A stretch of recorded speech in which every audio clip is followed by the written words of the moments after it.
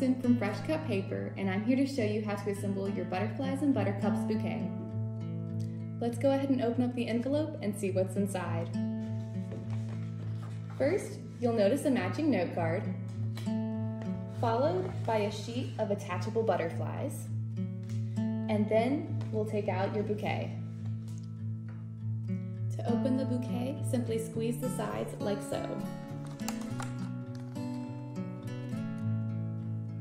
As you squeeze, you may notice 2 rubber bands in the bottom of your bouquet.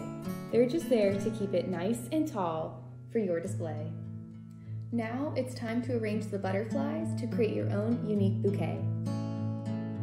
We'll start by popping out the butterfly, and then you'll notice in the center you can fold it in half.